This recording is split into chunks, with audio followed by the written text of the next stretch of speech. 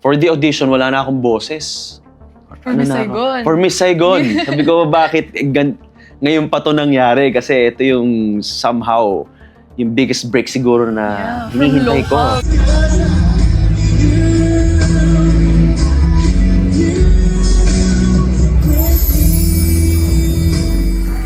Gerald, we've been Gigi and Tweet together.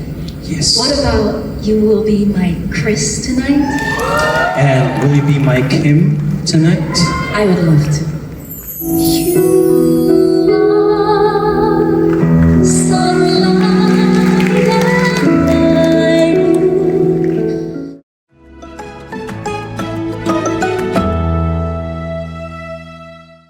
Hi Dreamers, this is Jerly Salvador and welcome to the Pillow Talk where dreams get unplugged. Ang mga kasama po natin for today, napaka-talented niya pong singer and actor. Tapos napakabait niya po and may tinatago ring kulit. Let's all welcome Sir Gerald Santos. Hello, Jer. And Hello. hello sa lahat ng viewers natin dito sa Pillow Talk. And thank you for having me here. Yes, and thank you for being here. And of course, congratulations po sa inyong concert na sold out. And kamusta naman ang feeling na nakapag-concert ulit kayo dito sa Philippines? Very overwhelmed kasi it's always a good feeling kapag you do a concert dahil like itong concert na to kasi yung concept namin is for me to be able to sing my dream songs. Kaya lahat ng mga kinanta ko dun sa concert, lahat yon bago. I challenged myself na itong mga songs na to, first time ko nga kantahin publicly. And I was up for that challenge. And nairaos namin with flying colors and I'm so happy about it. Yes, congratulations. Kaya saktong-sakto din kasi dreams din talaga Kaya nga, narinig ko, yung Dreamers. dito. Wow, okay. So, sakto. And isa sa mga dreams niyo po ba na makasali talaga sa isang theater prod? Kasi naging part kayo ng Miss Saigon, diba? So, kamusta naman yun? Yes, actually, way back 2011 when I started musical theater, ano lang yun, accidental lang yung pagkakapunta ko sa musical theater. Wala talaga siya sa plano ko. You know, I was always a balladeer. I'm a crooner, I'm a pop singer. Pero it so happened na nakilala namin si Direk Joey Nombres from Aliw Awards and from Gantimpala Theater Foundation. And he offered me the role of Jose Rizal sa Gantimpala Theater Foundation. The rest is history. Nagtuloy-tuloy ako noon kasi I got addicted to theater. It was a different experience. It was a different high dahil it's such a collaborative and yung camaraderie mo with the cast. Iba, syempre mag-rehearse kayo for 2 months, di ba? Magkakasama kayo sa isang studio, magkakakilala talaga kayo na personally and professionally, and mag-grow ka talaga sa theater, yun ang masasabi ko. And yung discipline, dyan ma-establish yung discipline mo as an artist and as a person as well. You can use it to discipline yourself kasi in theater, you always have to be on time. And like what I said, the rest was history. I played Pedro Calungsod for 3 different productions. And then came Miss Saigon na hindi ko rin in-expect. Wala yun not in my wildest dreams na I will be part of one of the biggest, if not the biggest, musical in the world.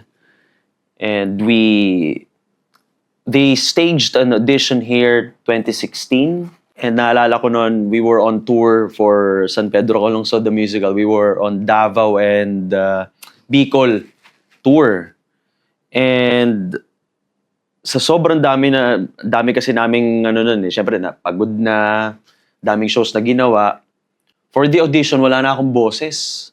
For Miss Saigon. For Miss Saigon. Sabi ko, bakit ngayon pa to nangyari? Kasi ito yung somehow, yung biggest break siguro na hinihintay ko. From local to international, diba? Yes, from local to international. Sabi ko, nagpray lang ako nagpray. Sabi ko, Lord, kalooban niyo na po ito kung if I'll make it, if you'll give it to me, it's for me. And surprisingly, kahit na wala akong boses kinabukasan, I was able to to sing the songs of Tui because yung role na iname ko talaga for Miss Saigon, yung role ni Tui. Yun siya yung cousin ni Kim. And it's one of the biggest roles in Miss Saigon. It's a pivotal role. At yun, the rest was history din. After 4 stages of audition, I got in. And yung 4 stages na yun, para kang dumaan sa butas ng karayom. Ika nga. And a year after, they brought me to London. Yeah, we did the rehearsals in London. And that was so overwhelming. And grabe yung feeling. It was a priceless experience. And we were doing 8 shows per week sa Miss Saigon. I did it for 2 years. We were all over UK. We were all over Europe. Yeah, we did Germany, Switzerland. And nung 2023 lang, I reprised the role of Tui uli sa Miss Saigon, Denmark in Danish language. Oh my gosh! Yeah, so, so- inaral mo talaga yung... Yeah, we were trained to speak in and to sing in Danish language. So, yun lang yung alam mong sabihin at kantahin? Yes, yun lang. Outside of it, Yung wala mga, na. syempre, matututo ka rin ng mga conversational na Yes. basic. But, yeah, we mastered yung nasa show. Yeah, and how did that change you as a person? Kasi, di ba, international production and syempre, nasa Europe kayo, touring around, iba-iba yung way ng pag-work nila. Paano ka nagbago as a person nun?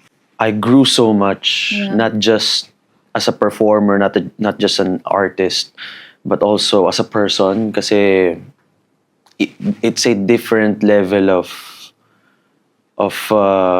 discipline, of yung standard.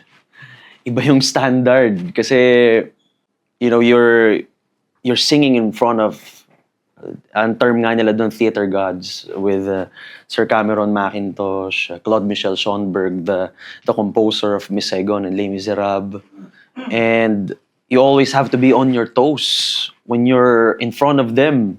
And literally, your knees are shaking when you are in front of them. So, yung nerves mo and you how you handle yourself, how you perform in front of them and in front of the audience, yun yung sobrang na-train sa akin na every time I perform, I always imagine sila yung nasa harapan ko. So I have to be almost perfect because there's no perfect, di ba? Kaya, ayun, yung standard, yung high standard, yung A level, you have to maintain it. And yun yung natutunan ko, I would say. Kasi when you're on that level, you need to set that as your standard. Yeah, and isa sa mga naka-work nyo dyan is si Miss Nayong Jung, di ba? Yes, oo. So doon kayo nagkakilala and Oo. nagkasama kayo sa concert nyo dito. Yes, oo. And papatawag natin si Miss Nayong Jung. Yes. Sige, sige. Sa Zoom call. So, Go. kakausapin natin siya. Hi! So nice Hi. Nayong. Yes, So, live from the airport. yes, enjoy your trip. But before Thank that, we're you. gonna have a quick interview. So, hi, I'm Jer. So, we were just talking about your work with Gerald, and it was with Miss Saigon for the play, right? So, is it okay if I ask you, what was your first impression of Gerald? Oh. Handsome. And how did it change as well? No, wait. Handsome and kind. Oh, Yeah. Good thing I cooked for you adobo, Nay. Yeah, I was actually just going to say that, but yeah. You have good words Gerald, for me. Yeah, I wanted to tell them, but I thought, maybe it's strange to start with adobo. But yes, I think it's great. yeah, I love food, so it's great when friends cook food, and I'm in love with adobo. It was one of the first things that I knew about the Philippines. That's great. That's a good introduction. Yeah. So, Mm, from yeah. being handsome and kind, how did it change after you worked together? The impression. Genuine, Oh. honest, hardworking, mm, loyal, fun, always up for something new adventures. Oh man, the adventures that we've been on in all the different countries, like most recently in Denmark. Um, I I had this love for sauna and jumping in the sea in the winter. You remember that night? Yeah, and I mean, winter in Denmark is cold. It's like freezing. But we would go into the sauna. The sauna goes up to 90 degrees Celsius, and then 12 minutes in there, and then you feel like you're on fire. Your skin is hurting, and then we would jump in the water. And yeah, one of my most wonderful Yeah. memories that I have with Uh, Gerald is that and one also the also. bouldering, Nay. Yeah, I Oh remember. yeah, bouldering with The boulder. Contis. The bouldering. Yeah, Can you share the story? we've done so much adventure because Yeah. we were all over. We were in the UK, we were in Europe, and yeah, recently in Denmark. We did a lot of adventures. We did hiking as well, right, Nay? Yeah, in Hiking Scotland, and we in also did the Scotland. Harry Potter tour in Edinburgh. Wow. Yeah. Mm. Yeah, we've seen many cities Great. in England. Yes, Yeah. because Mm. we're in the cast. We're a touring Mhm. cast, so we're just in a group. We're always together. So Yeah. when it's our day off, oh, where we will go? Where we will go this Mm. Sunday? Yeah, well, let's tour Yeah. around. So yeah, that's our activity. We would travel. Mm. We would always travel Yeah. all over. We would also spend Christmas and New Year's with each other and Wow. cook for each other, and Chinese New Year's even. And yeah, so when you do a Miss Saigon tour, you really get to know each other. Yeah, it's a great bonding experience in and out of the work that you have. Yeah. Yes. Yeah, and Yeah. what about Nayang? What about your experience here in the Philippines? It's your first time performing here. How was that? It's my first time in Philippines just in general. This was my first time. Um, it's incredible that the first time is with, to perform for such a wonderful audience, the beautiful fans of Gerald. I can really tell their love for music and for Gerald and all the performers who were there. I am blown away by the other performers. I feel so inspired. I feel like I gained so much.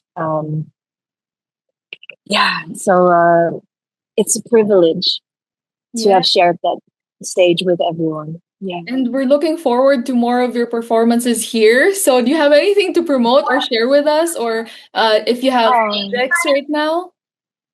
I would love to sing more in Philippines, but end of this year, I'm going to Tokyo, Japan, to do New Year's concert at Theater Orb with Broadway actors. So I'm very, very excited for that. And this year, I did a TV show in the Netherlands called Boven's Joseph, which will be streamed globally next year. So um, Yeah, exciting check out thing. my Instagram page Yes, for updates follow. about these things. Yes. And Nai Nai Young, forward. everyone. There you go. And I'm looking forward to hopefully talking to you in person and interviewing you about your own life because that's what we're doing with Gerald here.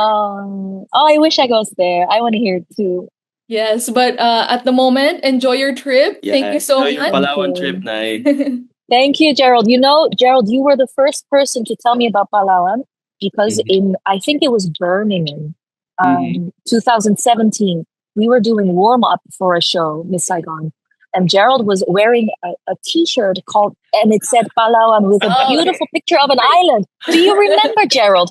And I Yes. didn't know what is Palawan. So we are doing jumping jacks and like doing workout. And I'm like, Gerald, Santos, what is Palawan? And you're like, oh, it's an island in the Philippines. It's the most beautiful place in the world. You should go there one day. And now here I am. Beautiful way to promote our country. exactly. Love the Philippines. Yeah. They got Yeah. curious for Yeah. my shirt. And now Yeah. you're on your way there and enjoy Yes. your trip. I hope Thank you have a you. great time and see you soon. Thank you, Nayang. Thank you so Bye. much. Bye.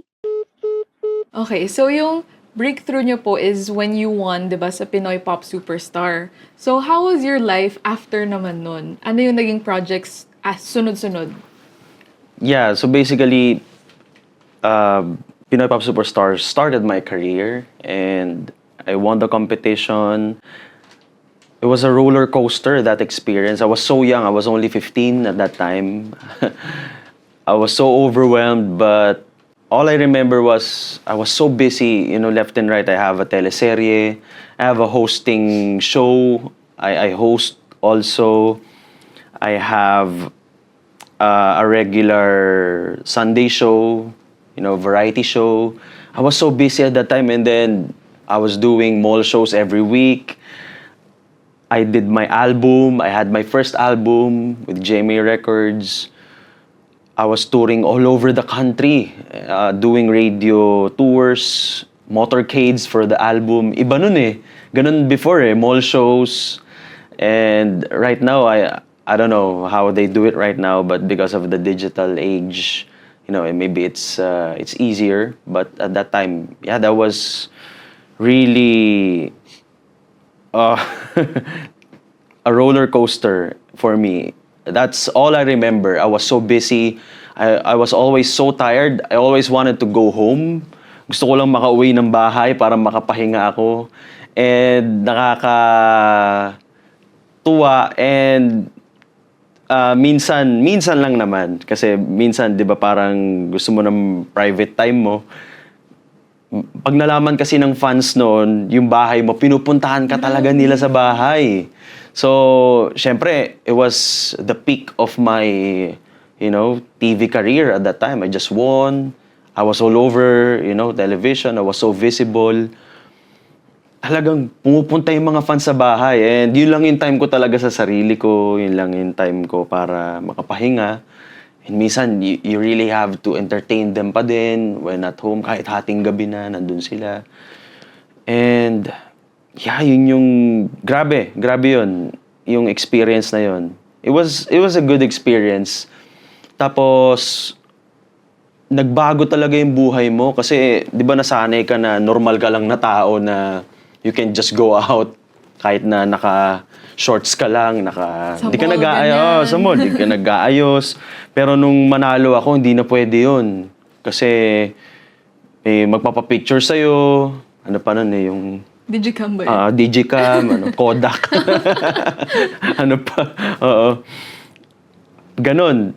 Tapos, yun, pagka magmumall ako, pagkakaguluhan ka talaga. Yeah, I experienced that before. Dumog talaga yung Yeah, tao. dumog. Yeah, one mall, may lang ako, parang mamimili lang ako ng damit. May makakilala sa akin. Pagkakaguluhan ka talaga. I experienced that. And I'm glad I got to experience it. And right now, I would say, I enjoy this more. I enjoy yung being mas peaceful. May mga nakakakilala pa din, of course. But not like before. Yeah. So yun din ba, parang choice mo rin ba yun na kaya ka rin ba lumipat ng ibang bansa? Or dahil talaga sa project? Or meant to be din talaga na napunta ka doon? Kasi when I got out of the network, syempre, nung time ko na yon, ang buhay lang ng artist is TV. Kapag wala ka sa TV before, you don't have a career basically. So it was a struggle na after nung mawala ako sa network, I became an independent artist and kaya doon ako napapunta sa musical theater. Okay. Ayun. And then yun na yung nagpapunta sa akin sa abroad. Kaya ako napa-audition sa Miss Saigon. So how was it transitioning from being a singer to being a theater actor na? How was it? Life-changing din kasi yun nga, iba yung experience sa musical theater. Kasi sa TV, they usually would just give you a script. Say this, say that. Or give you a song, study it, sing it. Ganun lang. But in musical theater, kailangan talaga sa puso mo yung you have to memorize your lines by heart. You have to memorize your songs by heart. Kasi Walang you take know, two. walang take two. Walang, hindi ka pwede magkamali when you're on stage. So you have to know it all by heart. Kaya yun yung malaking difference. I think mas ma-hone mo yung craft mo in musical theater or in theater in general. And would you say ngayon na as a singer, na dala mo rin yung mga natutunan mo sa theater? And how have you applied it to your singing career now? So much. Ang laking tulong niya kasi ang musical theater kasi it's like conversational singing. So it's basically like your singing is like you're talking. It's how you speak. It's like how you speak. Kaya ngayon mas natututukan ko yung lyrics ng mga songs. You have to deliver it how you would say it, but you're singing it in a melody. Yun yung difference ngayon. And I got to apply yung character singing na tinatawag. Kasi kapag nasa musical theater ka, mas mahalaga yung character singing than just singing it. You don't have to be like perfectly beautiful yung pagkakakanta mo. It has to have color. Yung bawat linya na sinasabi mo, there should be color, there should be depth. Merong expressions, every lines, every word. Dahil yung audience, dapat maintindihan nila yung sinasabi mo. So yung human aspect pero storytelling pa din Yes. in musical form. ganyan. Yes, mismo. So ang gandang nakakombine mo nga yung lahat din ng work mo sa iba mo pang work. And ano naman tayo sa relationship naman. So Ang how layo ng is jump, it? ah. Yeah, oo nga eh. How is it naman with your relationship din ngayon? With my relationship, we're doing good. We're 2.5 years na. I met her 2.5 years ago, and we're on a long distance relationship. But it's been amazing because we tried to see each other at least every 3 months. Mahirap yun ah. And But nasa ibang bansa siya. nasa ibang bansa siya, but you know, if you guys really love each other and you want to work it out, mag-work siya. Yung LDR. Yeah, and good luck sa love life. And speaking of love din, ano pa ba yung mga iba mo pang goals in life din na gusto pang ma-achieve? Madami pa, I would say, kasi gusto ko pang maka-create ng maraming music, maraming songs. I would love to have more hit songs dahil, you know, mainly I'm a singer. And then sa acting din because I'm doing movies also, and next year we have a big project na gagawin. It's Liwanag at Dilim, Emilio Jacinto, General Emilio Jacinto story. Ayan, it's a historical movie. And I'm really excited about this project kasi napapanahon talaga ngayon na makagawa tayo ng mga ganitong makabuluhang pelikula about sa ating lipunan. Maraming matututunan yung mga kabataan dahil dapat inclined pa rin, dapat kilala pa rin ng mga kabataan natin itong mga bayani natin before na nagbuwis ng buhay para sa bansa natin. Yes, for sure madaming lessons dyan Yes. for you and for the audience as well. And what about future concerts? Concerts, yeah, it's my 20th anniversary next year. Yes, congratulations! 20 years, no? Ang Grabe. tagal nun. Ang tagal na. And yeah, we're planning a very big concert next year. Abangan po nila yan. Just follow me on my social medias para ma-update sila dahil may niluluto kami na malaking concert next year Yes. for my 20th anniversary. For sure, kaabang-abang. And lastly naman, to your young aspirational singers and actors na gustong sumunod din sa yapak mo. So ano naman masasabi mong advice sa kanila in terms of reaching for their dreams but also setting boundaries din and using their voice for good din? I would say just stay on your lane. If You know, if you're good in singing, just focus on that first. Hone your singing, or if you're into acting, hone your acting. Have a mentor, and always listen to your mentor. Always pray, of course. And always practice. Yung practice, napakahalaga. Dahil when you practice, you're always prepared kapag dumating yung moment mo. Kasi dito sa industriya natin, sometimes ganun eh. Yung mga unexpected moments, yung, oh, you have to sing for this event. Eh, yung event pala na yun, ang dami palang mga big people from the industry. So that's your time to shine. That's your time to be discovered. So you always have to be prepared. So always practice. Have your set list na perfected mo na yung lines, yung mga songs mo, para kapag may invitation sa'yo, you're ready. You're always ready. Yes. And there you have it. Wise words from Gerald Santos. Thank you so much for being here. Thank you, Jer. Salamat. Salamat sa inyong lahat. Thank you, Pillow Talk, for having me here. Yes, thank you. And have a good night.